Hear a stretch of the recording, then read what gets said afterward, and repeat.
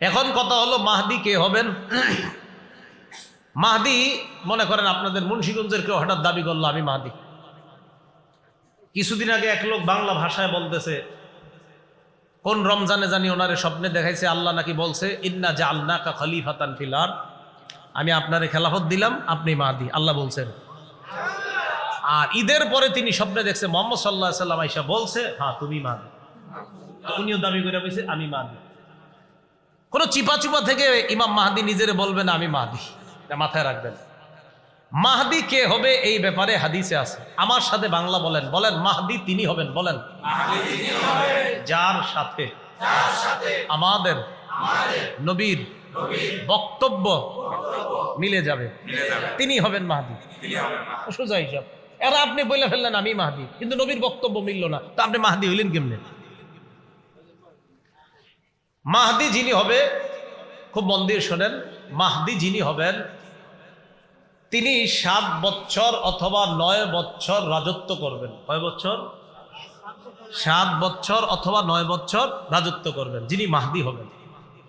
ইবনে মাজাহ হাদিসের কিতাব 4083 নম্বর হাদিসের বর্ণনা।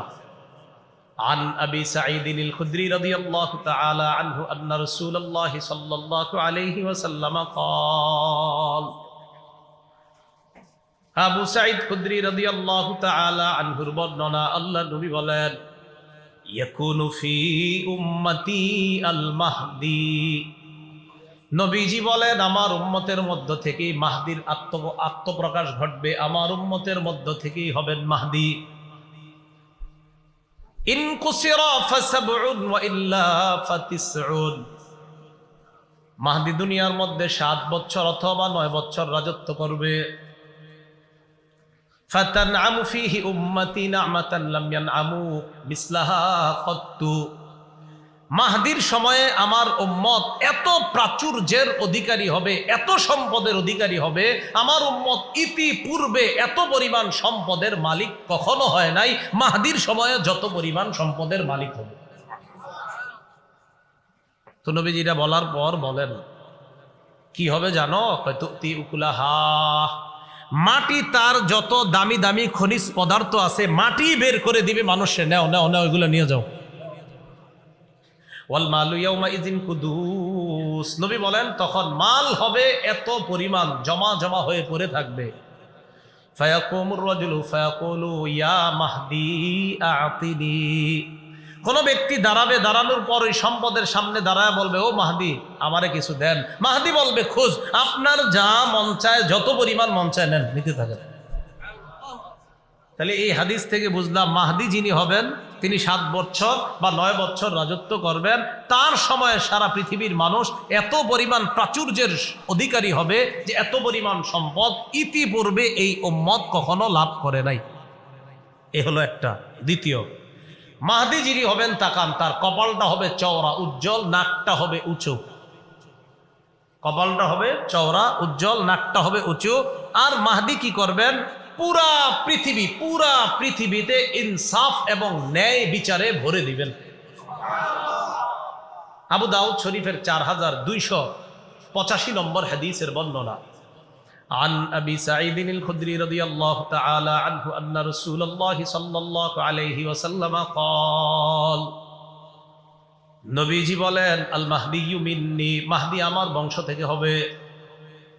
আজলাল জাবহা, মাহদির কপালটা হবে চওড়া উজ্জ্বল। আকনাল আনফি, মাহদির নাকটা হবে উঁচা।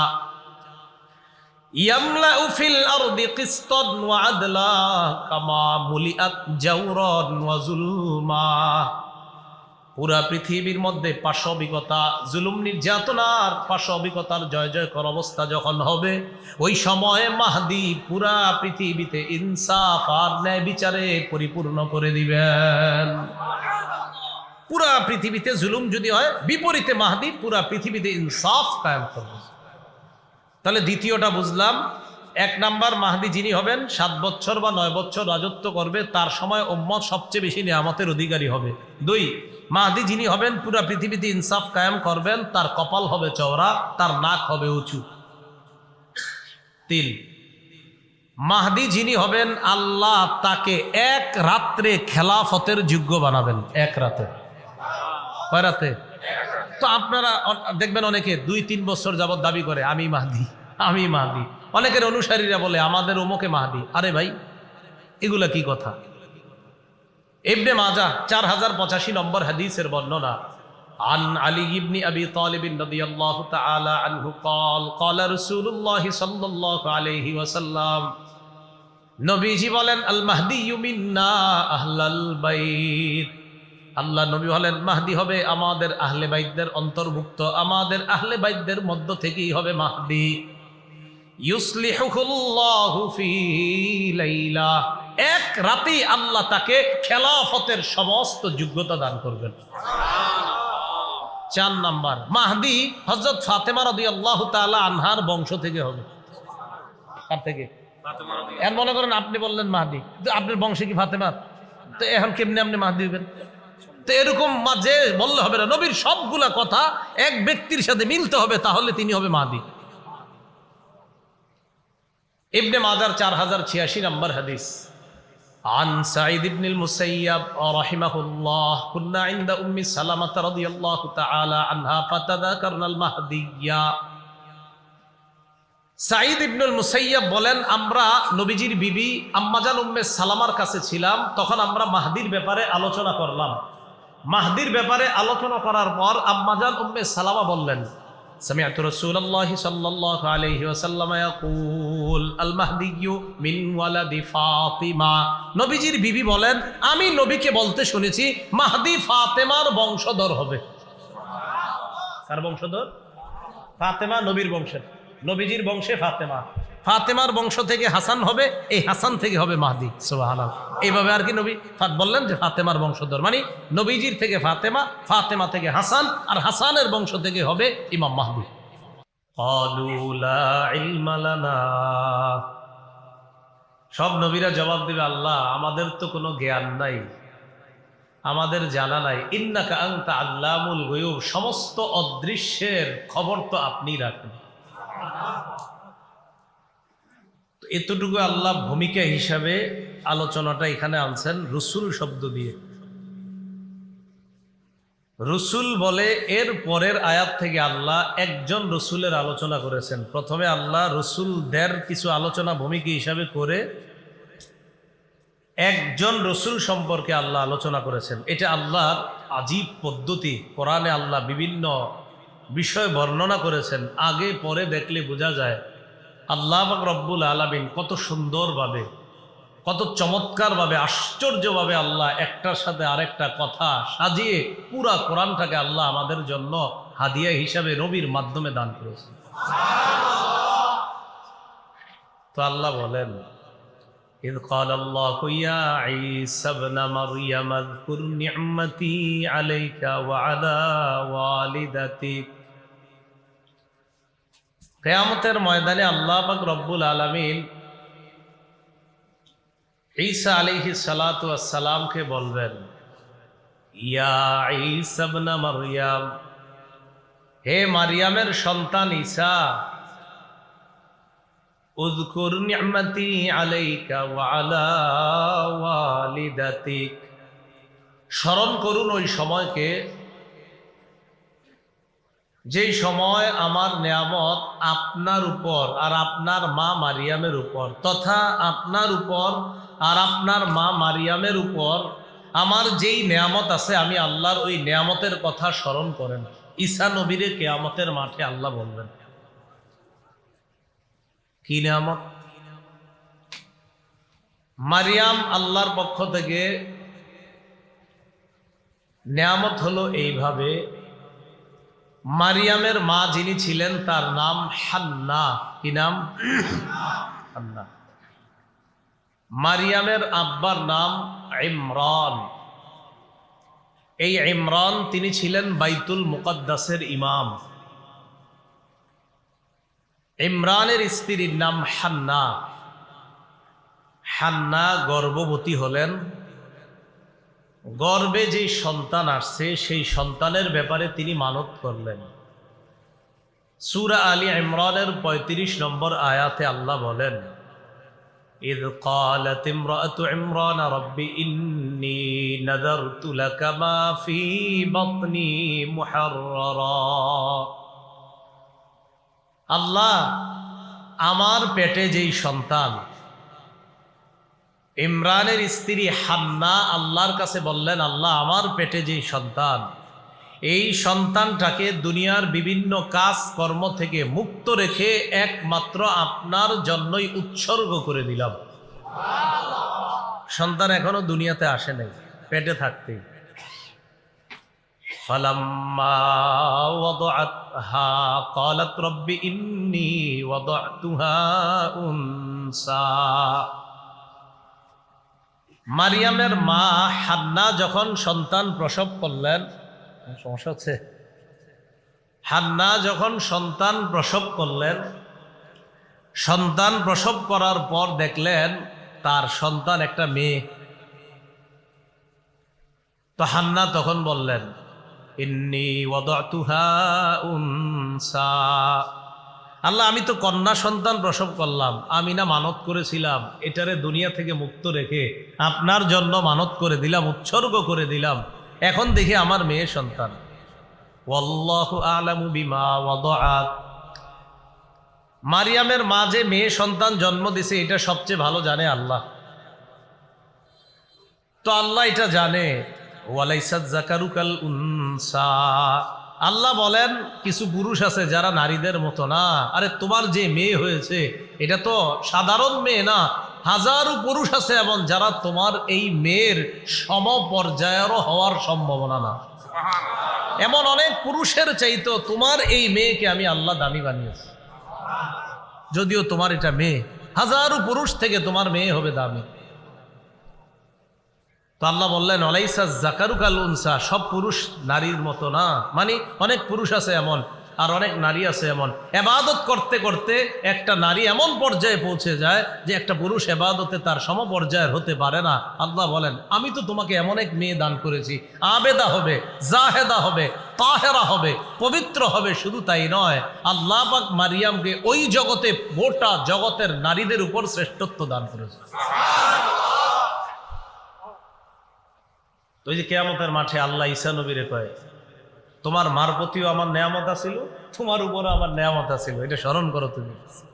তোমার আম্মারেও আমি দুনিয়াতে আনছি, তোমার নানু চাইছিল একটা ছেলে হোক, কিন্তু তোমার নানিরে আমি দিছি মেয়ে। ঈসা নবীর নানি হান্না চাইছিল একটা ছেলে হোক, তো তোমার নানিরে দিছি মেয়ে। এটা আমি আল্লাহ নেয়ামত, কারণ তোমার মাকে গোটা জগতের উপর আমি শ্রেষ্ঠত্ব দান করেছি। আল্লাহ পাক রব্বুল আলামিন ঈসা আলাইহিস সালাতু ওয়াস সালামের উপর যে নেয়ামত দান করেছেন সেটা কি? অনেকগুলা নেয়ামত ঈসা নবীর উপর আল্লাহর। এর মধ্যে একটা হলো ঈসা আলাইহিস সালাতু ওয়াস সালামকে আল্লাহ বাবা ছাড়া কুদরতি ভাবে কুন ফায়াকুন, হও হয়ে গেছে, এই কালিমার মাধ্যমে ঈসা নবীকে বাপ ছাড়া দুনিয়াতে এনে পুরা জগতে আল্লাহ তার কুদরত প্রকাশ করছেন। ভালো করে মনে রাখবেন, এই পৃথিবীতে মানুষ সৃষ্টি আল্লাহ করেছেন, এর মধ্যে 4টা পদ্ধতি পাওয়া যায়। বলেন কয়টা? 4টা। 1 নাম্বার, কোন নারী পুরুষ ছাড়াই আল্লাহ প্রথম আদম আলাইহিস সালাতু ওয়াস সালাম রে বানাইছে। নারী পুরুষ ছাড়াই আল্লাহ কুদরতি ভাবে বানাইছে। কোন নবীরে? আদম আলাইহিস সালাম। 2, পুরুষের পাজর থেকে আম্মা হাওয়াকে বানাইছে, মানে আদম নবীর পাজর থেকে আম্মাজান হাওয়া আলাইহিস সালাতু ওয়াস সালামকে বানাইছে। তাহলে প্রথম যারে বানাইছে কোন নারী পুরুষের সংমিশ্রণ প্রয়োজন হয়নি। দ্বিতীয় যাকে বানাইলেন আল্লাহ, আদম নবীর পাজর থেকেই বানিয়ে দিয়েছেন। 3, আমরা যারা বর্তমান পৃথিবীতে আছি, স্বামী স্ত্রীর বৈধ এক পদ্ধতিতে, আল্লাহ প্রদত্ত এক পদ্ধতিতে মানুষ সৃষ্টির যে ধারাবাহিকতা আল্লাহ রেখেছেন, রাখবেন, এটা আরেকটা। কটা হলো? 3টা। 4, বাবা ছাড়া শুধু মায়ের পেট থেকে আল্লাহ তার কুদরত প্রকাশ করেছেন, ঈসা নবীকে বাপ ছাড়া দুনিয়াতে সৃষ্টি করেছে। কটা হলো? এই 4 পদ্ধতি। তো ঈসা নবীরে আল্লাহ বললেন, একটা তো তোমার মার প্রতি নেয়ামত, তোমার আম্মারে আমি এমন বানাইলাম, আর তোমার প্রতি আমার নেয়ামত আছে, এটিও স্মরণ করো। কি নেয়ামত? তোমার আম্মা জনগণ থেকে আড়াল হয়ে পূর্ব দিকে চলে গেছে। ফান্তাবাজাত মিন আহলিহা মাকানান শারকিয়া। তোমার আম্মা পূর্ব দিকে চলে গেছে। পূর্ব দিকে চলে যাওয়ার পর ফাত্তাখাযাত মিন দুনিহিম হিজাবা, মারিয়াম তার মাঝে আর জনগণের মাঝে একটা পর্দা দিলেন। মুফাসসিরিনে কেরাম বলেন পর্দা দেওয়ার দুটি কারণ হতে পারে। এক, গোসল করার জন্য। দুই, পর্দা দিয়েছেন তিনি মানুষ থেকে আলাদা হয়ে একা একি নির্জনে আল্লাহর ইবাদত করার জন্য। তো মারিয়াম যখন সেখানে পর্দার আড়ালে গেলে, যাওয়ার পর ফারসালনা ইলাইহা রূহানা, আমি আমার রূহকে পাঠায়া দিলাম সেখানে, তথা জিবরিল আমিনকে পাঠাইলাম। ফাতামাসসালা লাহা বাশারান সাওয়িয়া, জিবরিল একটা মানুষের রূপ ধারণ করে মারিয়ামের সামনে উপস্থিত হলো। মারিয়ামের সামনে উপস্থিত হওয়ার পর ক্বালাত ইন্নী আউযু বিররহমানি মিনকা ইন কুনতা তাকিয়া, মারিয়াম বললেন আমি তোমার থেকে আল্লাহর কাছে পানাহ চাই, রহমানের কাছে পানাহ চাই। তুমি যদি আল্লাহকে ভয় করো এখান থেকে সরে যাও, তুমি পুরুষ, যাও এখান থেকে। জিবরিল আমিন জবাব দেয় ক্বালা ইন্নামা আনা রাসূলু রাব্বিক লিআহাবা লাকি গুলামান যাকিয়া, আমি দুনিয়ার কোনো মানুষ নই, আমি তোমার রবের পক্ষ থেকে প্রেরিত ফেরেশতা। আপনি কেন আসছেন? লিআহাবা লাকি গুলামান যাকিয়া, আল্লাহর পক্ষ থেকে তোমাকে একটা নেককার সন্তান দেওয়ার জন্য আসছে। সুবহানাল্লাহ। আরে আমার সন্তান হবে কিভাবে? আল্লাহ বলছে তোমার সন্তান হবে। মারিয়াম কয় মানে কি? ক্বালাত আন্না ইয়াকুনু লি গুলামু ওয়া লাম ইয়ামসাসনি বাশার ওয়া লাম আকু বাগিয়া, আন্না ইয়াকুনু লি গুলাম, মারিয়াম কয় আমার সন্তান হবে কিভাবে? ওয়ালাম ইয়ামসাসনি বাশারুন ওয়ালাম আকু বাগিয়া, কোন পুরুষ আমাকে স্পর্শ করে নাই, আমি ব্যভিচারিণী নারীও না, আমি খারাপ নারী না। পৃথিবীতে সন্তান দুই পদ্ধতিতে হয়, হয়তো বৈধ পন্থায়, না হয় অবৈধ পন্থায়। আমার কোনোভাবেই তো হওয়ার সম্ভাবনা নাই, আমার সন্তান হবে কিভাবে? এখান থেকে আমি মারিয়ামের জ্ঞান জ্ঞান জ্ঞান কত পরিমাণ জ্ঞানী ছিলেন মারিয়াম, এখান থেকেও বোঝা যায় জ্ঞানীও ছিলেন তিনি। জবাবটা দিলেন কি জ্ঞান সুলভ জবাব, যে বৈধ পন্থায় স্বামী হতে হয় অথবা অবৈধ পন্থায়, কোনো পন্থাই তো না, তা আমার সন্তানটা হবে কিভাবে? জিবরিল আমিন বললেন কাযালিক, ব্যাপারটা এমনই। সুবহানাল্লাহ।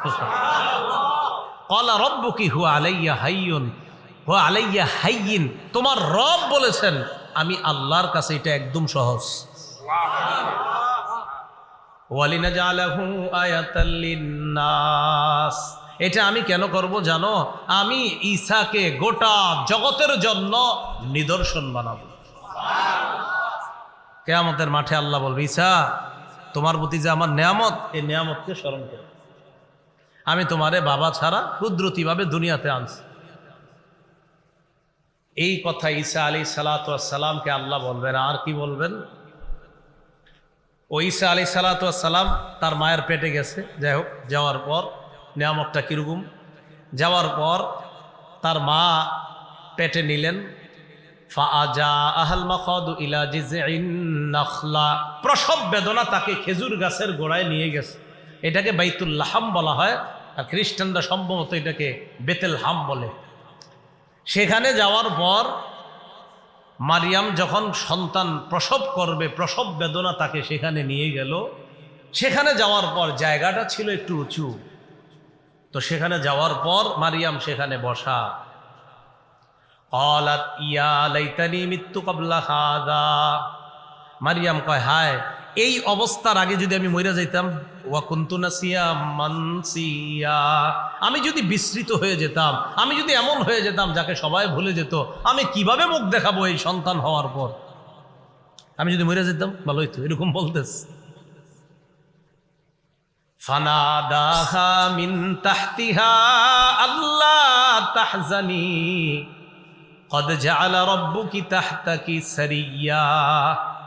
নিচ থেকে কে যেন ডাক দেয়া, কো মারিয়াম পেরেশান হয়েও না, চিন্তিত হয়েও না, এগুলো বইল না, এসব বলার কোনো দরকার নাই। তুমি নিচে তাকায় দেখো, আল্লাহ একটা উৎস তৈরি করে দিয়েছে। তাকায় দেখে পানির একটা উৎস তৈরি হয়ে গেছে। উপরে খেজুর গাছ, নিচে পানি। নাও খালি খেজুর খাইবা আর ওখান থেকে পানি খাইবা। এখান থেকে বোঝা যায় গর্ভবতী মা যারা, নারী যারা, তাদেরকে আপনারা তেঁতুল না খাওয়ায় খেজুর খাওয়াবেন না। হয় আল্লাহ কেন গর্ভবতীর জন্য খেজুর গাছ দিলেন? এই জন্য গর্ভবতী নারীকে খেজুর দিবেন, তো বোঝা যায় সন্তানের মেধা ভালো হবে, মেধা শার্প হবে। খায় শুধু তেঁতুল, মেধা হয় খারাপ। মাথা রাখবেন। তো মারিয়াম সেখানে বসা, বলে দিলেন ওয়াহুজ্জি ইলাইকি বিজিদঈন নাখলাতি তুসাকিত আলাইকি রুতবান জানিয়া। গাছে খেজুর থাক আর না থাক, তোমার টেনশন করতে হবে না। তোমার যখন খিদা লাগবে শুধু নাড়া দিবা, তাজা খেজুর, তুসাকিত আলাইকি রুতবান জানিয়া, তাজা খেজুর তোমার সামনে এসে পড়বে। তোমার কাজ এখানে থাক। সন্তান এসে গেছে। এখন সন্তান যখন আসছে, আসার আগে আল্লাহ বলে দিলেন আর কি কি করতে হবে।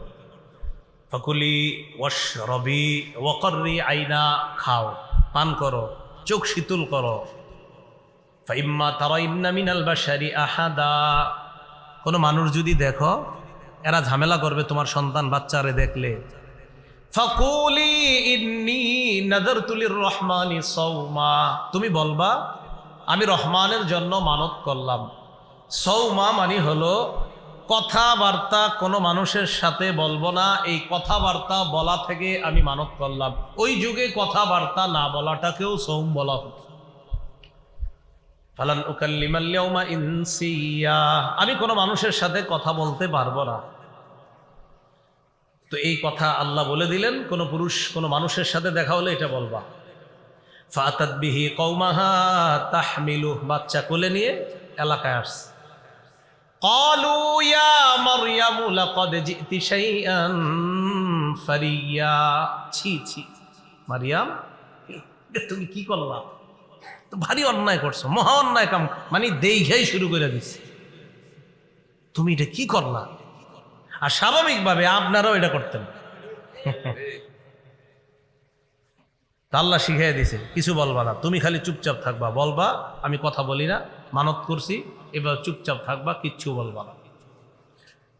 জনগণ আইসা মারিয়ামকে খালি ডিস্টার্ব করতে, ইয়া উখতা হারুনা মা কানা আবুকি ইমরাআ সাউই ওয়া মা কানাত উম্মুকি বাগিয়া। ও হারুনের বোন, তোমার বাবা ইমরান তো এত খারাপ ছিল না, মনে আসেনি? ইমরান বাইতুল মুকাদ্দাসের ইমাম, যিনি মারিয়ামের বাবা ছিলেন। ও মনে রাখেন, মারিয়াম দুনিয়াতে আসার আগেই তার বাবা মারা গিয়েছে। মারিয়াম দুনিয়াতে আসার আগেই তার বাবা মারা গিয়েছে।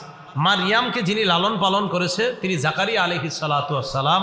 জাকারিয়া নবী হলেন হান্না, যিনি মারিয়ামের আম্মা, এই হান্নার ভগ্নিপতি, তার মানে মারিয়ামের খালু।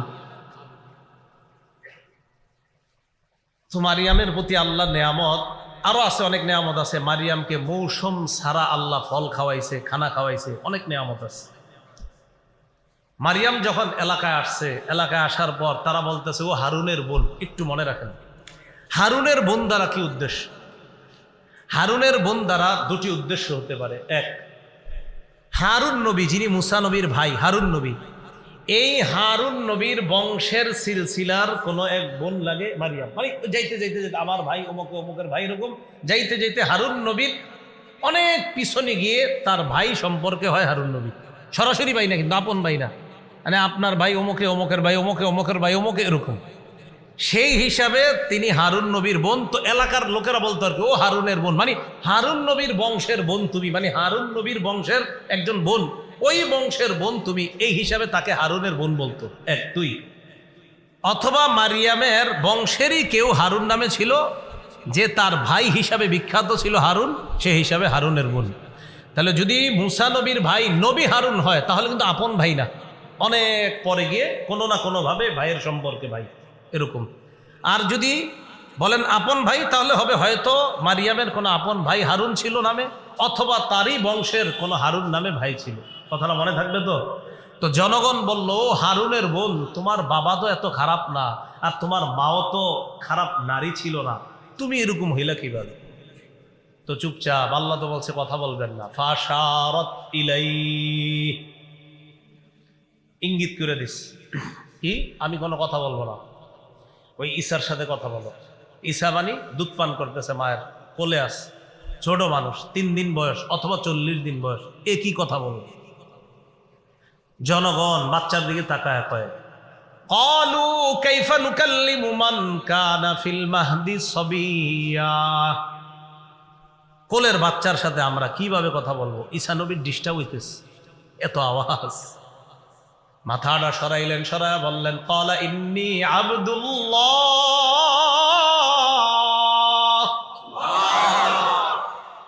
ঈসা নবী কয়, আমি আল্লাহর বান্দা। সব আকুরে তাকায় গেছে, একটু মানুষ আমার কথা কয়, কয় শুধু বান্দা না, শোনো আরো আস, আতানিয়াল কিতাব, আল্লাহ আমারে কিতাব দান করছে, ওয়াজআলানি নাবিয়্যা, আল্লাহ আমারে নবী বানাইছে। ছোট মানুষ এগুলো বলতেছে, এগুলা বইলা ডইলা উনি আবার মায়ের কোলে, আবার আমার। এটাই আল্লাহ কোরআনে বলছেন, ওয়ায়ুকাল্লিমুন নাসা ফিল মাহদি ওয়া কাহলা।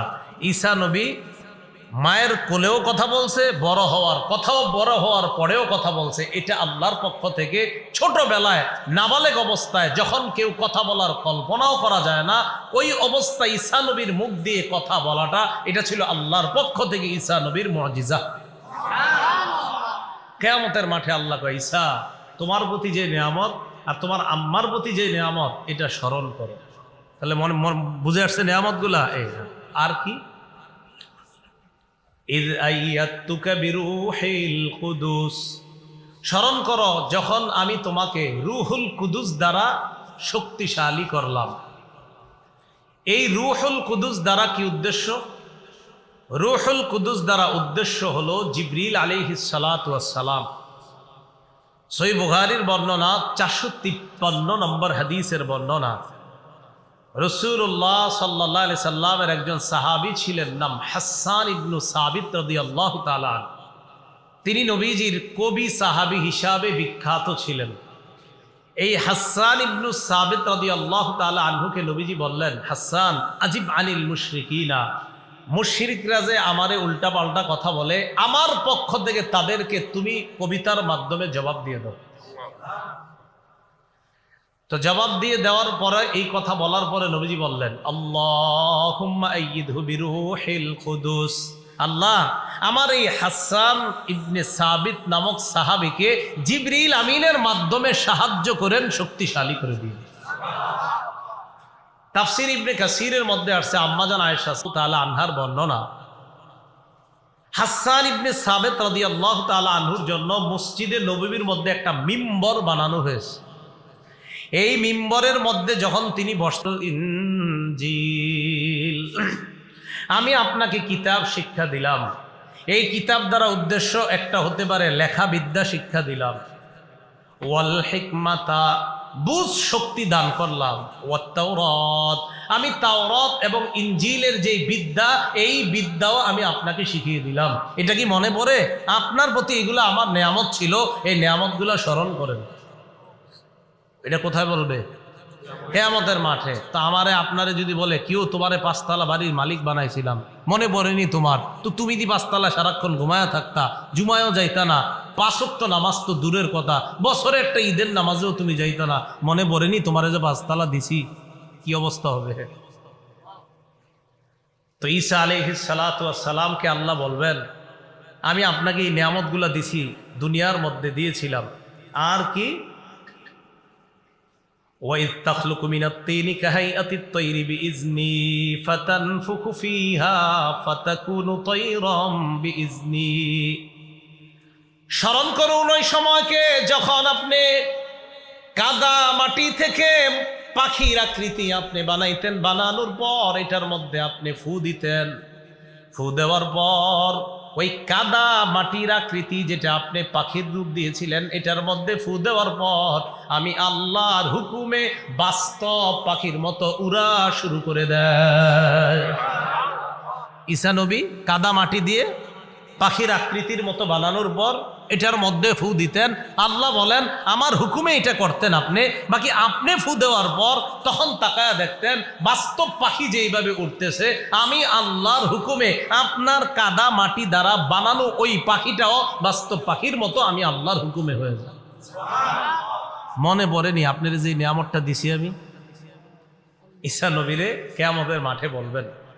এখন এই জায়গায় একটা মাসালা, আপনারা আবার কিন্তু পাখিটাকে আইকেন না, এটা ওই শরীয়তে বৈধ, এই শরীয়তে না। এটা ওই শরীয়তে বৈধ, এখন আর এটা কিন্তু বৈধ না যে আপনি একটা রূপ দিবেন কোনো কিছু আকৃতি কইরা, এটা কিন্তু ঠিক না। হ্যাঁ, ওয়াইজ তাখলুকু মিনাত তিনি কাহাইআতিত তায়রি বিইজনি ফাতানফুখু ফিহা ফাতাকুনু তায়রাম বিইজনি ওয়া তুবরিউল আকমাহা ওয়াল আবরাসা বিইজনি। জন্মান্ধ, একদম জন্ম থেকে অন্ধ মনে করেন, এই জায়গা থেকে এই জায়গার পুরা চোখটা লাগা রয়েছে, কথার কথা এমন চোখ, যেই চোখ এইভাবে লাগা, যে চোখ দিয়ে দেখার কোনো সম্ভাবনা কখনো নাই। ঈসা নবী আল্লাহর হুকুমে হাত রাখতেন, সাথে সাথে চোখ খুলে যায়। এটা ওনার মুজিজা ছিল। ওয়াল আবরাসা বিইজনি, কুষ্ঠরোগী পুরা শরীরটা পচে যাওয়ার অবস্থা, এবং কুষ্ঠরোগীর শরীরে ঈসা নবী হাত রাখতেন। হাত রাখার পর আল্লাহর নামে হাত রাখতেন, সাথে সাথে কুষ্ঠ রোগীকে আল্লাহ ভালো করে দিতেন। এগুলা বলার পর আল্লাহ বলেন আরো মনে করেন তো, ওয়াইজ তুখরিজুল মাউতা বিইজনি, আপনি কবর থেকে মরা মানুষকে আমার হুকুমে জিন্দা করতে পারতেন। এটা কিভাবে? কানা ঈসা আলাইহিস সালাতু ওয়াস সালাম ইদা আরাদা আইয়ুখরিজা আহাদান মিনাল কবরি ইউসাল্লি রাকআতাইন। ঈসা আলাইহিস সালাতু ওয়াস সালাম কাউকে যখন কবর থেকে বের করার ইচ্ছা করতেন, অন্যরা দেখতে চাইতো, দেখিত কবর থেকে মৃতকে বের করে দেখাও, তিনি 2 রাকাত নামাজ পড়তেন। পড়ার পর আল্লাহর কাছে তিনি দোয়া করতেন। দোয়া করার সাথে সাথে আল্লাহ কবরের অনেক আগে মারা যাওয়া মানুষটাকেও আল্লাহ নিজ হুকুমে, আল্লাহ নিজের হুকুমে, নিজের কুদরতে, শুধু ঈসা নবী দোয়া করতেন, আল্লাহ কবরের ওই মানুষটা বের করে দেখায় দিতেন। অনেক আগে মারা গেছে, আয়েশা সামনে দাঁড়ায় কথা বলতো, আবার কবরে চলে যাচ্ছে। ঈসা নবীর আল্লাহ কিয়ামতের মাঠে বলবেন মনে পড়েনি এগুলা যে আপনারে দিছি আমি? ওয়াইদ কাফাফতু বানি ইসরাঈলা আনকা ইয জিতাহুম বিল বাইয়িনাত। মূল যেই কথাটা বলবো দেখেন, এই জায়গাটায় আসতেছে। ওয়াইজ কাফাফতু বানি ইসরাঈলা আনকা ইয জিতাহুম বিল বাইয়িনাত, আমি আপনার থেকে বনি ইসরাঈলদেরকে আমি নিবৃত্ত করেছিলাম। ইয জিতাহুম বিল বাইয়িনাত, আপনি তাদের কাছে স্পষ্ট নিদর্শন নিয়ে আসছেন, আপনার নবুয়তের প্রমাণ। যখন আপনি নবুয়তের প্রমাণ হিসাবে একের পর এক মুজিজা দেখাইতে লাগলেন, যখন আপনি তাদেরকে বলে দিতে থাকলেন, একের পর এক মৃতদেরকে আল্লাহর হুকুমে জিন্দা করলেন, কাদা মাটি দিয়ে পাখি বানিয়ে আল্লাহর হুকুমে ওই পাখি যখন উড়িয়ে দেখিয়ে দিতেন, জন্মান্ধর চোখের মধ্যে আল্লাহর হুকুমে হাত রাখার পর যখন ওই লোকটা দেখতে পাইত, কুষ্ঠরোগীর শরীরে হাত রাখার পর লোকটা যখন ভালো হয়ে যাইত, ফাকাল আল্লাযীনা কাফারু মিনহুম ইন হাযা ইল্লা সিহরুম মুবিন, তাদের মধ্যে যারা কাফের তারা বলতে লাগলো, ও এগুলা তো জাদু। কি কয় এগুলা? এটা হলো সমস্ত বাতিলদের শেষ অস্ত্র।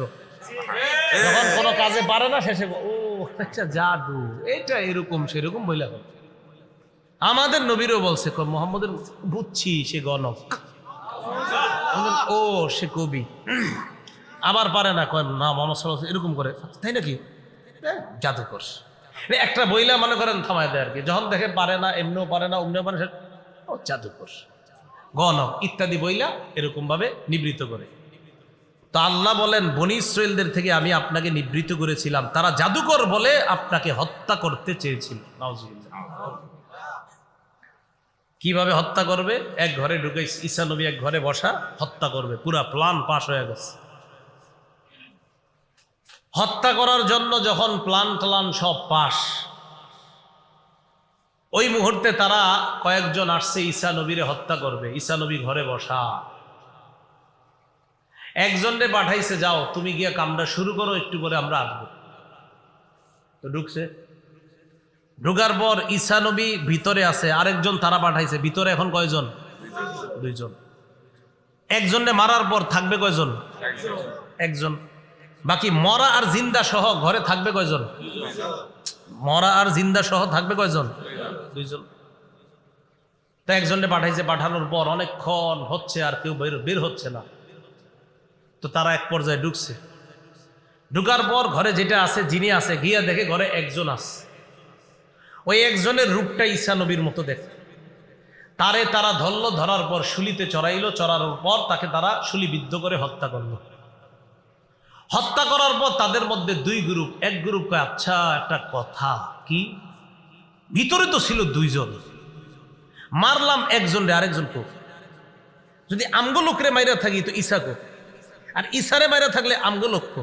এটাই আল্লাহ বলেন ওয়ামা কাতালুহু ওয়ামা সালাবুহু।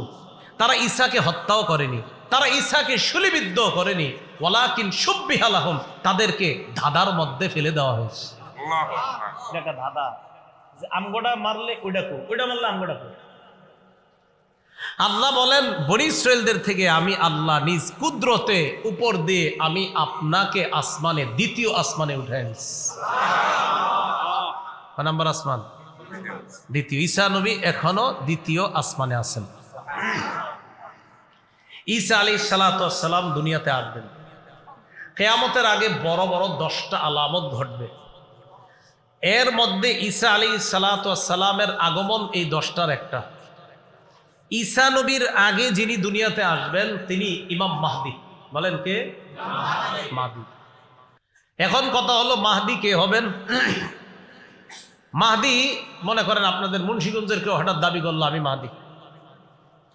কিছুদিন আগে এক লোক বাংলা ভাষায় বলতেছে, কোন রমজানে জানি ওনারে স্বপ্নে দেখাইছে আল্লাহ নাকি বলছে ইন্না জাআলনাকা খলিফাতান ফিল আরদ, আমি আপনারে খেলাফত দিলাম, আপনি মাহদি, আল্লাহ বলছেন। আর ঈদের পরে তিনি স্বপ্নে দেখছে মুহাম্মদ সাল্লাল্লাহু আলাইহি সাল্লাম আয়েশা বলছে হ্যাঁ তুমি মাহদি। উনিও দাবি করে বলছে আমি মাহদি।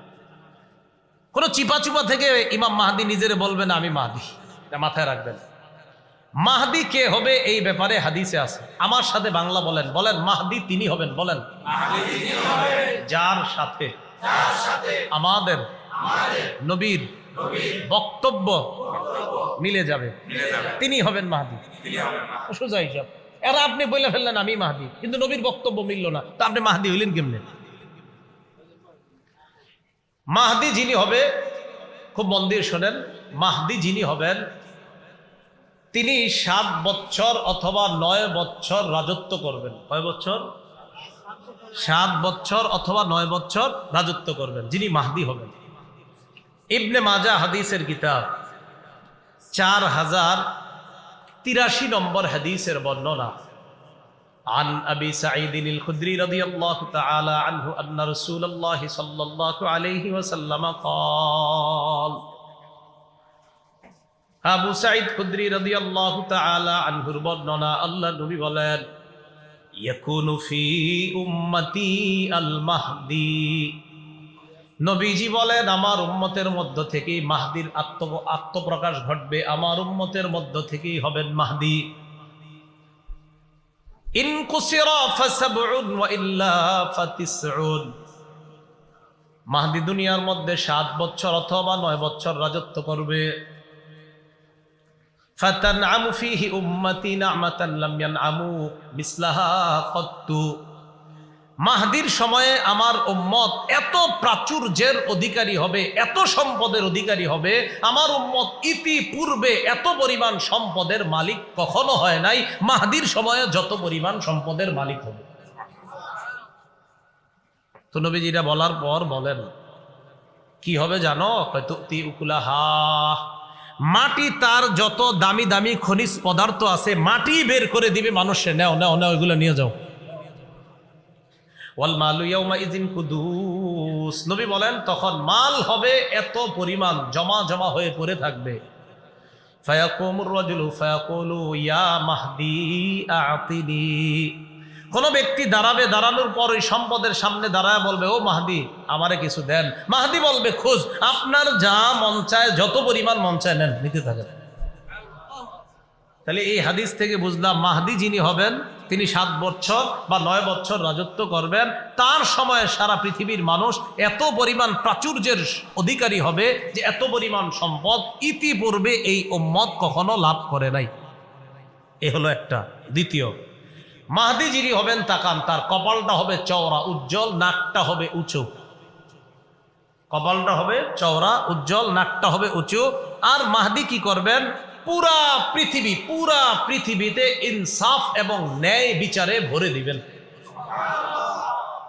আবু দাউদ শরীফের 4285 নম্বর হাদিসের বর্ণনা। عن أبي سعيد الخدري رضي الله تعالى عنه أن رسول الله صلى الله عليه وسلم قال, নবীজি বলেন, আল মাহদিয়্যু মিন্নি, মাহদি আমার বংশ থেকে হবে। আজলাল জাবহা, মাহদির কপালটা হবে চওড়া উজ্জ্বল। আকনাল আনফি, মাহদির নাকটা হবে উঁচা। ইয়ামলাউ ফিল আরদি কিসতান ওয়া আদলা কামা মুলিআত জাওরান ওয়া যুলমা, পুরা পৃথিবীর মধ্যে পাশবিকতা, জুলুম নির্যাতনার পাশবিকতার জয় জয়কর অবস্থা যখন হবে, ওই সময়ে মাহদি পুরা পৃথিবীতে ইনসাফ আর ন্যায় বিচারে পরিপূর্ণ করে দিবেন। পুরা পৃথিবীতে জুলুম যদি হয়, বিপরীতে মাহদি পুরা পৃথিবীতে ইনসাফ কায়েম করবে। তাহলে দ্বিতীয়টা বুঝলাম, 1 নাম্বার মাহদি যিনি হবেন 7 বছর বা 9 বছর রাজত্ব করবে, তার সময় উম্মত সবচেয়ে বেশি নিয়ামতের অধিকারী হবে। 2, মাহদি যিনি হবেন পুরা পৃথিবীতে ইনসাফ কায়েম করবেন, তার কপাল হবে চওড়া, তার নাক হবে উঁচু। 3, মাহদি যিনি হবেন আল্লাহ তাকে 1 রাত্রে খেলাফতের যোগ্য বানাবেন। 1 রাতে। কয় রাতে? তো আপনারা দেখবেন অনেকে 2-3 বছর যাবত দাবি করে আমি মাহদি, আমি মাহদি। অনেকের অনুসারীরা বলে আমাদের অমুকে মাহদি। আরে ভাই, এগুলা কি কথা? ইবনে মাজাহ 4085 নম্বর হাদিসের বর্ণনা। আন আলী ইবনে আবি তালিব রাদিয়াল্লাহু তাআলা আনহু قال قال رسول الله صلى الله عليه وسلم, নবীজি বলেন, আল মাহদিয়্যু মিন্না আহলাল বাইত, আল্লাহ নবী বলেন মাহদি হবে আমাদের আহলে বাইতদের অন্তর্ভুক্ত, আমাদের আহলে বাইতদের মধ্য থেকেই হবে মাহদি। ইউসলিহুল্লাহু ফি লাইলা, 1 রাতেই আল্লাহ তাকে খেলাফতের সমস্ত যোগ্যতা দান করবেন। 4 নাম্বার, মাহদি হযরত ফাতেমা রাদিয়াল্লাহু তাআলা আনহার বংশ থেকে হবে। কার থেকে? এর মনে করেন আপনি বললেন মাহদি, তো আপনার বংশে কি ফাতেমা? তো এখন কেমনে আপনি মাহদি হবেন? তো এরকম মাঝে বললে হবে না, নবীর সবগুলা কথা এক ব্যক্তির সাথে মিলতে হবে, তাহলে তিনি হবে মাহদি। ইবনে মাজাহ 4086 নম্বর হাদিস। عن سعيد بن المسيب رحمه الله كنا عند أم سلمة رضي الله تعالى عنها فتذكرنا المهدية। সাঈদ ইবনুল মুসাইয়্যিব বলেন, আমরা নবীজির বিবি আম্মাজান উম্মে সালামার কাছে ছিলাম, তখন আমরা মাহদির ব্যাপারে আলোচনা করলাম। মাহদির ব্যাপারে আলোচনা করার পর আম্মাজান উম্মে সালামা বললেন, সামিআতু রাসূলুল্লাহি সাল্লাল্লাহু আলাইহি ওয়াসাল্লাম ইয়াকুল আল মাহদিয়্যু মিন ওয়ালাদি ফাতিমা, নবীজির বিবি বলেন আমি নবীকে বলতে শুনেছি মাহদি ফাতেমার বংশধর হবে। কার বংশধর?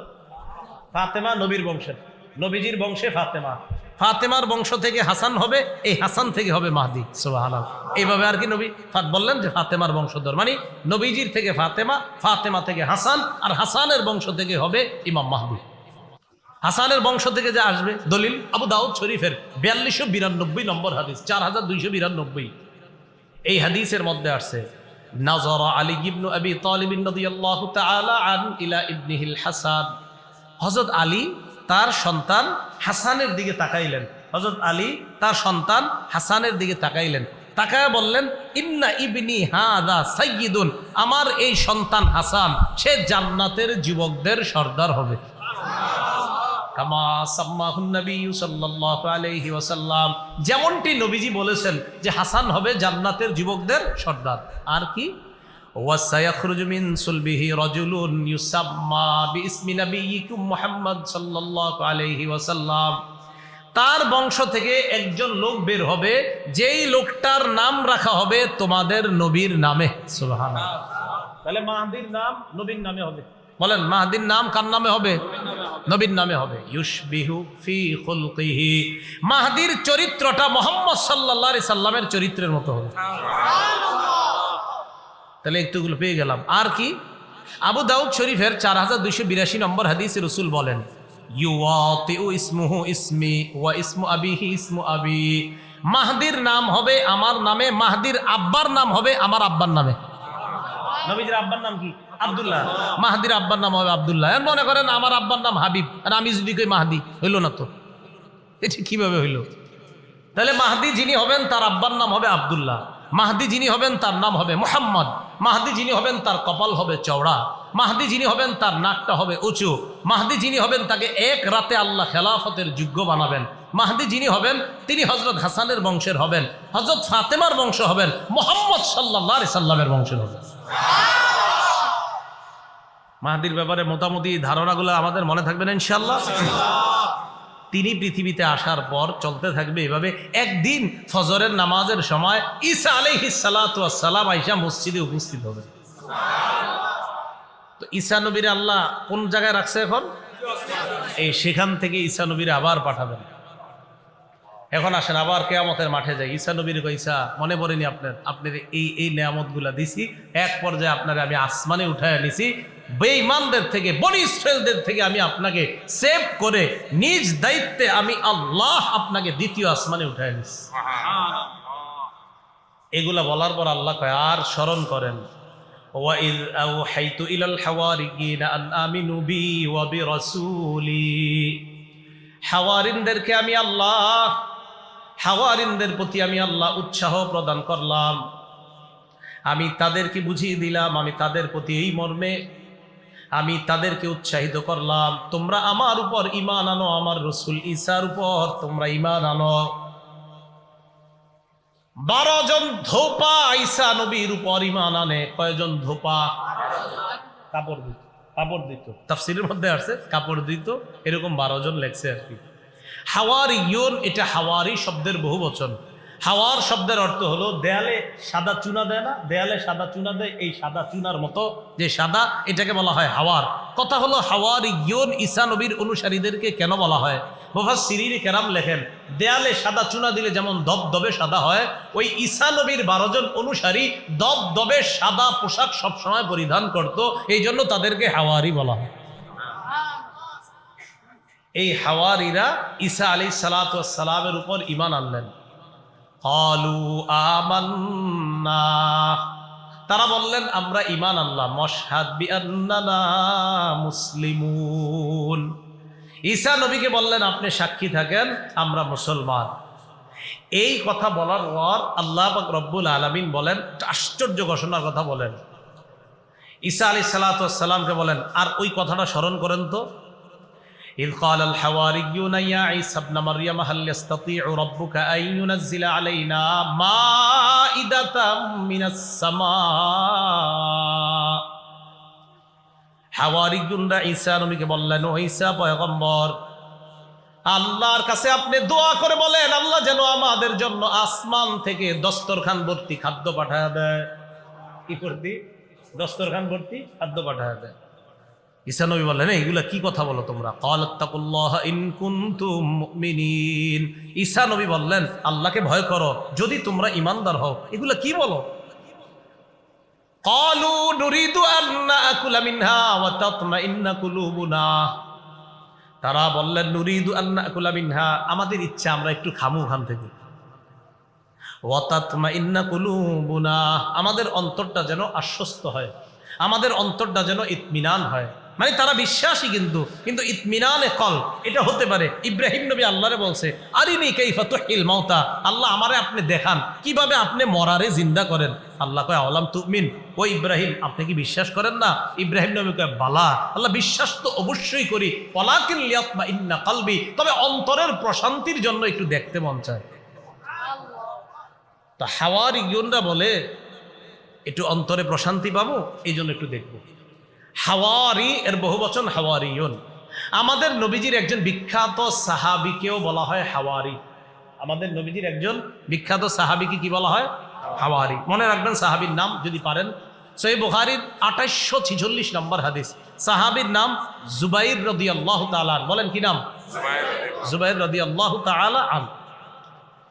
সহিহ বুখারীর 2846 নম্বর হাদিসের বর্ণনা, খন্দকের যুদ্ধ, মানে গর্ত খনন করছে, ওই পাশে কাফেররা, এই পাশে মুসলমানরা। নবীজি একদিন বললেন, কে পারবে আমাকে তাদের সংবাদ এনে দিতে? কে পারবে আমাকে ওই কাফেরদের, আবু সুফিয়ান আর তাদের অনুসারী যারা, তাদের সংবাদ এনে দিতে? ফাকাল জুবাইর আনা ইয়া রাসূলুল্লাহ, হুজুর আমি পারবো। নবীজি আবার বললেন, কে পারবে তাদের সংবাদ এনে দিতে? জুবাইর বললেন আনা ইয়া রাসূলুল্লাহ, হুজুর আমি পারবো। নবীজি বললেন, ইন্না লিকুল্লি নাবিয়্যিন হাওয়ারিয়্যা, প্রত্যেক নবীর একজন বিশেষ সহচর থাকে। ওয়া হাওয়ারিয়্যি জুবাইর, আমার বিশেষ সহচর হলো আমার জুবাইর। প্রত্যেক নবীর একজন বিশেষ সহচর থাকে, আমার বিশেষ সহচর হলো আমার সাহাবী জুবাইর রাদিয়াল্লাহু তাআলা। তাহলে বলেন তো, আমাদের নবীজির একজন সাহাবীকে হাওয়ারি বলা হয়, তার নাম কি? মনে থাকবে না নামটা ইনশাআল্লাহ? আচ্ছা। তো হাওয়ারিয়্যিন ঈসা নবীর সাথীরা ঈসা নবীরে বললেন, আল্লাহরে বলেন দস্তরখান ভর্তি খাদ্য পাঠাইতে। কেন? কয় খামু আর অন্তরে একটু প্রশান্তি আসবে। হা হা ঠিক আছে। ওয়া না'লামা আন ক্বাদ সাদাকতানা, আগে যে আপনি আমাদেরকে কথাগুলা বলছেন এইগুলার ব্যাপারে যেন অন্তরের মধ্যে প্রশান্তি পাই। হ্যাঁ আপনার কথাগুলা সত্য, বিশ্বাস তো করছি, বাকি এটা যখন দেখবো পুরাপুরি বিশ্বাস, হ্যাঁ হ্যাঁ অন্তর প্রশান্তি হয়েছে, হ্যাঁ আপনি সব সত্য কথা বলছেন। ওয়া নাকুনা আলাইহা মিনাশ শাহিদিন, আর এই ব্যাপারে আমরাই সাক্ষী হব। এই কথা বলার পর ঈসা নবী আল্লাহরে বললেন, ক্বালা ঈসা ইবনু মারইয়াম আল্লাহুম্মা রাব্বানা আনজিল আলাইনা মাইদাতাম মিনাস সামা। ঈসা নবী বললেন, আল্লাহ আসমান থেকে খাঞ্চা ভর্তি খাবার পাঠায়া দেন, দস্তরখান ভর্তি খাবার। খাঞ্চা চিনেন? চিনবেন তো, দেশ গ্রামে খাঞ্চা, আচ্ছা ওই জাতীয় কিছু একটা, খাঞ্চা ভর্তি খাবার পাঠায়া দেন। কয় কেন? তাকুনু লানা ঈদাল লিআউয়ালিনা ওয়া আখিরিনা ওয়া আয়াতাম মিন, আল্লাহ যেন এটা পূর্ববর্তী আর পরবর্তীদের জন্য আনন্দের কারণ হয়, এবং আপনার পক্ষ থেকে যে এটা একটা নিদর্শন, এটা যেন সারা পৃথিবীবাসীর কাছে এই কথাটা থাকে। এই যে আমি আপনি আজকে জানলাম যে আল্লাহ দস্তরখান ভর্তি খাবার পাঠিয়েছেন, এটা আল্লাহর নিদর্শন। সবাই যদি এরকম তাকায় দেখি আসমান থেকে খাবার আসতেছে, বলেন এটা কুদরত কিনা? তো ঈসা আলাইহিস সালাম আল্লাহরে বললেন, আল্লাহ আপনি পাঠায়া দেন, ওয়ারযুকনা, আমাদেরকে রিজিক দেন, ওয়া আনতা খায়রুর রাযিকিন, আল্লাহ আপনি উত্তম রিজিক দাতা। আল্লাহ বললেন ঈসা নবীরে, দেখেন আপনার ইমানদার অনুসারী যারা আছে তারা তো বিশ্বাস করবে বুঝলাম, অন্য যারা আছে, ক্বালাল্লাহু ইন্নী মুনাজ্জিলুহা আলাইকুম, আল্লাহ বললেন অবশ্যই আমি আল্লাহ দস্তরখান ভর্তি খাদ্য দিব, অবশ্যই। ফামান ইয়াকফুর বা'দু মিনকুম, এটা দেখার পরেও যদি কেউ অস্বীকার করে, এটা দেখার পরেও যদি কেউ অস্বীকার করে আমারে, ফাইন্নী উআযযিবুহু আযাবান লা উআযযিবুহু আহাদাম মিনাল আলামিন, আমি এমন শাস্তি দিব যেই শাস্তি দুনিয়ার আর কাউরে দেইনি। ঈসা নবী এই কথা শোনার পর এরপর দস্তরখান পাঠিয়েছেন কিনা এটা কোরআনে নাই, কোরআনে আল্লাহর আলোচনা করেননি? তিরমিজির হাদিসে আর রাসূল সাল্লাল্লাহু আলাইহি সাল্লাম জানিয়ে দিয়েছেন আল্লাহ পাক রব্বুল আলামিন মাছ আর রুটি দস্তরখানের মধ্যে দিয়ে, তাফসীরের কিতাবে আসছে নিচে মেঘ উপরে মেঘ, এই দুই মেঘ দিয়ে দুই পাশ দিয়ে ঢাকনা দিয়ে মাঝখানে মাছ আর রুটি, তাফসীরের কিতাবে আসছে ঘি, মাছ, রুটি আরো অনেক কিছু জিনিস দিয়ে পনির সহ দিয়ে আল্লাহ পাক রব্বুল আলামিন আসমান থেকে ওই খাদ্য পাঠিয়েছেন। ঈসা নবীর হাজার হাজার অনুসারী উম্মতরা দাঁড়ায়া দাঁড়ায়া এই দস্তরখান থেকে খাদ্য যে আসমান থেকে নামতেছে সবাই দেখছে। তো এটা আসতেছে। আল্লাহ বলে দিলেন এই খাদ্যের কেউ যেন জমা না করে, এই খাদ্য থেকে কেউ জমা করতে পারবে না, জমা করলে সমস্যা হবে। একদল চিন্তা করলো এটা তো বরকতি খাদ্য, এটা মনে হয় জমা করে রাখাই ভালো, অথচ আল্লাহ নিষেধ। কি করলো? আল্লাহ যা কয় করে উল্টাটা, জমা করে রাখছে। আল্লাহ পাক রব্বুল আলামিন এমন শাস্তি দিছে, বানর আর শূকরে রূপান্তরিত করে দিছে। হ্যাঁ, শূকরে রূপান্তরিত করে দিছে। এমন ভাবে শূকর হয়েছে, আপনার এই বউয়ের পাশে শুয়ে রয়েছে শূকর, কথাও বলে মানুষের মতো কথা বলতে পারে, কানতে পারে, কিন্তু শূকর হয়ে গেছে। আর কয় যে আমরা ঠিক করি নাই, অন্যায় করছি, ভুল করছি। ওই যে আল্লাহ বলে দিছেন এরপরেও যদি বিশ্বাস না করে এমন শাস্তি দিমু যেই শাস্তি আর দুনিয়ার কাউরে দেই নাই। তো সাবধান করে দেন, আমি পাঠাচ্ছি, অবিশ্বাস করলে কিন্তু খবর আছে। এরপরেও তারা আল্লাহর প্রতি পূর্ণ আস্থা আনতে পারেনি। তো আল্লাহ কিয়ামতের মাঠে ঈসা নবীরে কয় আপনার এগুলা মনে পড়েনি, এই নিয়ামতগুলো আমি আপনারে দিছি। মানে ঈসা নবীর তো সব মনে আছে। তা আল্লাহ বলেন আপনার আমি এই নিয়ামতগুলা দিছি। এইগুলা বলার পর বলবে ঈসা আমি আপনার এতক্ষণ যেটা বললাম, এখন আপনাকে যে কথাটা বলি শোনেন। ইয ক্বালাল্লাহু ইয়া ঈসা ইবনে মারইয়াম আনতা কুলতা লিন-নাস ইত্তাখিযুনি ওয়া উম্মি ইলাহাইনি মিন দুনিল্লাহ। আল্লাহ বলবে ঈসা আনতা কুলতা লিন-নাস, আপনি কি মানুষকে বলছেন, মানুষকে এই কথা বলছেন কিনা, ইত্তাখিযুনি ওয়া উম্মি ইলাহাইনি মিন দুনিল্লাহ, মানুষ তোমরা আমারে আর খোদা মানো। নাউজুবিল্লাহ, আপনি কি এই কথা বলছেন মানুষরে? তো ঈসা আলাইহিস সালাতু ওয়াস সালামকে আল্লাহ এটা বলবেন যে আপনি কি এই কথা বলছেন মানুষকে যে তোমরা আমাকে আর আমার মাকে তোমরা ইলাহ মানো। এজন্য তাদের মধ্যে একটা দল আছে ত্রিত্ববাদে বিশ্বাসী। কি বাদ? ত্রিত্ববাদ। ত্রিত্ববাদ মানে ঈসা নবীরে তাদের একদল তিন খোদার এক খোদা মানে। ঈসা নবীর আম্মাকে মানে আরেক খোদা, আর আল্লাহ হলেন আরেকজন। মোট কয়জন হলো? এই ত্রিত্ববাদে বিশ্বাসী আছে একদল। আরেক দল ত্রিত্ববাদী বিশ্বাসী না, মানে ঈসা নবীর খোদা মানে না ঠিক, তবে তারা ঈসা নবীর ছবি নিয়ে তার সামনে পূজা করে, আরাধনা করে, ইবাদত করে, এটাও খোদা মানারই নামান্তর। তো ঈসা আলাইহিস সালাতু ওয়াস সালাম যখন আল্লাহ বলবেন আপনি কি এগুলা বলছেন, ঈসা নবী তখন বলবে সুবহানাক, আল্লাহ আপনি কত পবিত্র, আমি কিভাবে এই কথা বলবো আল্লাহ, আল্লাহ এই কথা বলার তো আমার কোনো হকই নাই, আমি তো এটা বলতে পারি না। ইন কুলতু কুলতুহু ফাকাদ আলিমতা, আল্লাহ আমি যদি এই কথা বলে থাকি তা আপনি তো ভালো জানেন এই কথাটা। কিয়ামতের মাঠে বলবে আল্লাহ আমি যদি এই কথা বলে থাকি তা আপনি ভালো জানেন। তা'লামু মা ফি নাফসি, আল্লাহ আমার মনে কি আছে এটা আপনি জানেন। ওয়ালা আ'লামু মা ফি নাফসিক, আপনার মনে কি আছে এটা আমি জানি না। ইন্নাকা আনতা আল্লামুল গুয়ুব, আল্লাহ আপনি হলেন সমস্ত অদৃশ্যের খবর রাখেন। মা কুলতু লাহুম ইল্লা মা আমারতানি বিহি আন ইবুদুল্লাহ রাব্বি ওয়া রাব্বাকুম, আল্লাহ আমি তাদেরকে শুধু এতটুকু হুকুম করেছি যে তোমরা আল্লাহর ইবাদত করো, যে আল্লাহ আমার রব আর তোমাদের রব, আমি শুধু এই হুকুম করছি, এছাড়া আমি আর অন্য কোনো কিছু বলি না। তাফসীরের কিতাবে আসছে আল্লাহ পাক রব্বুল আলামিন ঈসা নবীরে যখন বলবে আপনি কি জাতিরে বলছেন যেন জাতি আপনারেও খোদা মানে, আপনার আম্মাকেও যেন খোদা মানে, এই কথা বলছেন? তাফসীরের কিতাবে আসছে। এটা শোনার সাথে সাথে ঈসা নবী বলবে যখন না, উম্মতকে আল্লাহ ডাকবে, ডাকার পর বলবে উম্মত তোমাদের কি ঈসা নবী এই কথা বলছে? উম্মত কয় হ্যাঁ বলছে। যখন বলবে বলছে, তাফসীরের কিতাবে আসছে ঈসা নবীর মাথার চুল খাড়া হয়ে যাবে, যে এটা কি কয়, আমি বলে এদেরকে এই কথা বলছি। তো ঈসা আলাইহিস সালাতু ওয়াস সালাম কিয়ামতের মাঠে আল্লাহ নবীকে পর্যন্ত এই কথা বলতেছে, আপনি কি জানেন? আল্লাহ তো জানেই সব, এগুলা বলে নাই উনি। এটা আল্লাহ কেন বললেন? যে নবীদেরকে আমি সেখানে প্রশ্ন করি। আল্লাহ পাক এক আয়াতের মধ্যে বলেন ফালানাস আলান্নাল্লাযীনা উরসিলা ইলাইহিম ওয়ালানাস আলান্নাল মুরসালিন, মানুষ শোনো, যাদের কাছে নবী পাঠানো হয়েছে তাদেরকেও অবশ্যই অবশ্যই জিজ্ঞাসা করব, আর রসুলদেরকেও আমি আল্লাহ অবশ্যই অবশ্যই জিজ্ঞাসা করব। তো রসুলদেরকে যদি জিজ্ঞাসা করে, এই আয়াতটা তো আমার আপনার প্রতিদিন স্মরণে আনা উচিত যে আল্লাহ কথাটা বললেন কি, যে উম্মতকে জিজ্ঞাসা করবে এটা ঠিক আছে, আমরা তো কত ভুল ভ্রান্তি করি, কিন্তু আল্লাহ বললেন উম্মতকে তো জিজ্ঞাসা করবই, রসুলদেরকেও করব, অবশ্যই অবশ্যই আমি তাদেরকে করব। তো ঈসা আলাইহিস সালাতু ওয়াস সালামকে কিয়ামতের মাঠে আল্লাহ এইগুলা বলবেন, এইভাবে ঈসা নবীর আল্লাহ পুতু পবিত্র করবেন, অন্য জাতিকে ডাকবেন, শেষ নবীর উম্মতকে ডাকবেন। নূহ নবীর সাথেও তার জাতি এইভাবে গাদ্দারি করবে, নূহ নবীর জাতিকেও আল্লাহ ডাকবেন, ডাইকা বলবে তোমাদেরকে নূহ নবী দাওয়াত দেয় নাই? বলবে না। নূহ নবীরে ডাক দিবে, আপনি দাওয়াত দিয়েছেন? হ্যাঁ আল্লাহ দাওয়াত দিস। তারা বলে না। সাক্ষী আছে আপনার? জি সাক্ষী আছে। কারা? শেষ উম্মত। ওই উম্মতকে ডাকবে, বুখারীর বর্ণনায় আছে, উম্মতকে ডাক দেওয়ার পর বলবে তোমরা সাক্ষী? হ্যাঁ। তখন আবার ওই উম্মত বলবে এরা আবার কিভাবে সাক্ষী হয়, এরা তো আমাদেরকে দেখে নাই, অনেক পরে আসছে দুনিয়াতে, উম্মত তোমরা কিভাবে সাক্ষী দাও? আল্লাহ তো সব জানে। উম্মত বলবে আমাদের নবী আমাদেরকে জানায় দিচ্ছে।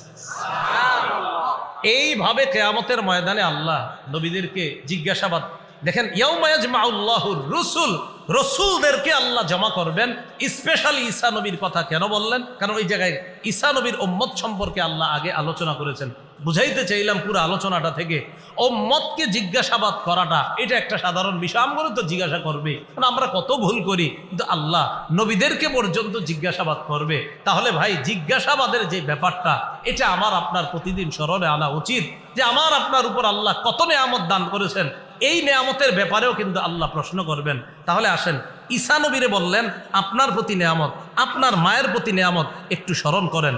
এবার কোরআনের সূরা তাকাসুরের মধ্যে আসেন, আল্লাহ কি বলেন? সুম্মা লাতুসআলুন্না ইয়াউমা ইযিন আনিন নাঈম।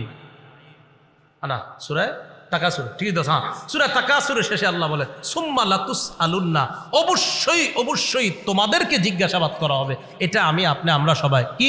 আনিন নাঈম, আমি আল্লাহ যত নেয়ামত দিছি সব সম্পর্কে তোমাদেরকে জিজ্ঞাসাবাদ। তাহলে বলেন তো নবীকে আল্লাহ কি সম্পর্কে জিজ্ঞাসা করছে? নেয়ামত। বলেন কি সম্পর্কে? ঈসা আপনার এই নেয়ামত দিছি, আপনার এটা দিছি, স্মরণ করেন এটা দিছি। এখন আমারে আপনার যদি আল্লাহ বলে কি বান্দা সব বাদ দেন, যদি বলে এই দুইটা সুন্দর হাত দিছি, তুমি কেমনে সুদের টাকায় হাত দিলা? আমি এত সুন্দর দুইটা নেয়ামত দিছি, হাতটা দিলা কেমনে? দুইটা চোখ দিয়ে বলে আল্লাহ আমি এত সুন্দর দুইটা চোখ দিলাম, তুমি কিভাবে সারাক্ষণ অশ্লীল জিনিস দেখলা?